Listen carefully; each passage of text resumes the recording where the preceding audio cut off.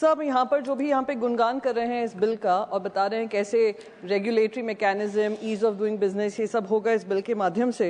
मैं उन सभी से पूछना चाहूँगी यहाँ पे कितने लोग अपने गृह क्षेत्र या कार्य क्षेत्र में ये न्यूक्लियर रिएक्टर्स रखने की कोशिश करेंगे। सर, आपका ध्यान 1984 की जो भोपाल गैस ट्रेजेडी हुई थी उस पर आपका ध्यान आकर्षित करना चाहूँगी। 3000 लोगों की मौत हुई थी, 15 से 20,000 लोग वही लीक रिलेटेड डिजीजेज में मारे गए थे और 2 सदियां 3 सदियां बीत गई सर, वो अभी भी वो जेनेटिक डिसऑर्डर्स के शिकार हैं और कोई भी उसमें गिल्टी नहीं पाया गया। आने वाली सदियां हमें माफ नहीं करेंगी अगर हम इसका ऑपोजिशन नहीं करेंगे और रेगुलेटरी मैकेनिज्म्स पुख्ता नहीं करेंगे। थैंक यू मिस्टर जगेश। Honourable member Priyanka Chaturvedi.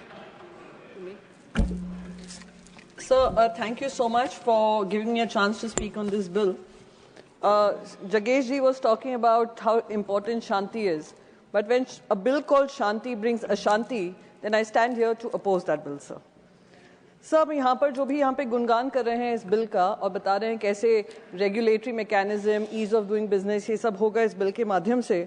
मैं उन सभी से पूछना चाहूँगी यहाँ पे कितने लोग अपने गृह क्षेत्र या कार्य क्षेत्र में ये न्यूक्लियर रिएक्टर्स रखने की कोशिश करेंगे। 30 किलोमीटर की रेडियस में बता दें। यहाँ पे मैं ये भी पूछना चाहूँगी कि इस टाइम की जो सरकार है, इस समय पे जिस समय में हम रह रहे हैं, कौन सी एक रेगुलेटरी बॉडी है जो खड़े होकर बेखौफ तरीके से सरकार से कह सके कि जो गलत हो रहा है वो गलतियां हैं, उसका सुधार होना चाहिए। एक कोई रेगुलेटरी फ्रेमवर्क नहीं है इस देश में जो इंडिपेंडेंट होगा।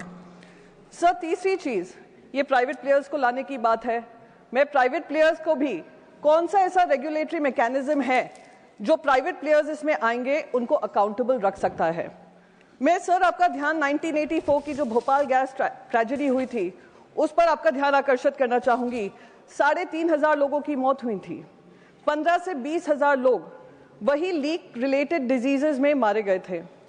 5 लाख जो वहां के लोग थे, रहवासी थे, वो इंजर हुए थे और 2 सदियां 3 सदियां बीत गई सर, वो अभी भी वो जेनेटिक डिसऑर्डर्स के शिकार हैं और कोई भी उसमें गिल्टी नहीं पाया गया।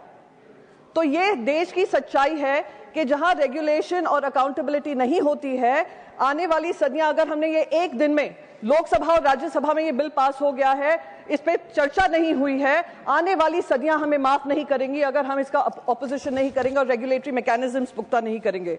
सर, चेरनोबिल हुआ था और चेरनोबिल की एक डॉक्यूमेंट्री बनी थी, उसमें एक बहुत महत्वपूर्ण कोट था।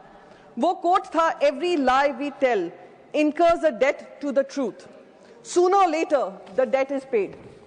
सर, हमारी जिम्मेदारी बनती है, और ये डेट क्या है, हम क्या करने जा रहे हैं? हम सप्लायर लायबिलिटी को पूरी तरीके से निकालने की बात कर रहे हैं।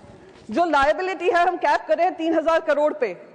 सर, मैं आपको बताना चाहती हूं कि ये जो फुकुशिमा हुआ था, फुकुशिमा के क्लीनअप में ही $200 बिलियन का खर्चा हुआ है और अभी भी चल रहा है। जो चेरनोबिल हुआ था, $700 बिलियन का खर्चा हुआ और आज भी उसका खर्चा लागू है। और यहां पे हम 3,000 करोड़ कैप करने जा रहे हैं, सप्लायर लायबिलिटी क्लॉज हटाने जा रहे हैं। दूसरी चीज सर, ऑपरेटर लायबिलिटी भी हमने कैप कर दी है। तो किस तरीके से हम उनको पूरी की पूरी छूट दे रहे हैं? आप आइए, हमारे देश में आइए, काम करिए, प्राइवेटाइजेशन के माध्यम से काम करिए, पर आपकी हमारे सिटीजन्स की तरफ कोई भी जिम्मेदारी नहीं होगी। सर, आरटीआई के माध्यम से कोई सवाल नहीं पूछा जा सकता है कि क्या उसमें कमियां हैं और क्या कमियों को दुरुस्त करना है। आरटीआई को भी डाइल्यूट किया जा रहा है। ये sir, I am winding up sir, क्योंकि ये बहुत इंपॉर्टेंट मुद्दा है, 3-3 मिनट में पूरा नहीं होगा सर। इसमें वाइड स्टेक कंसल्टेशन होना चाहिए, पर खैर हो नहीं रहा है।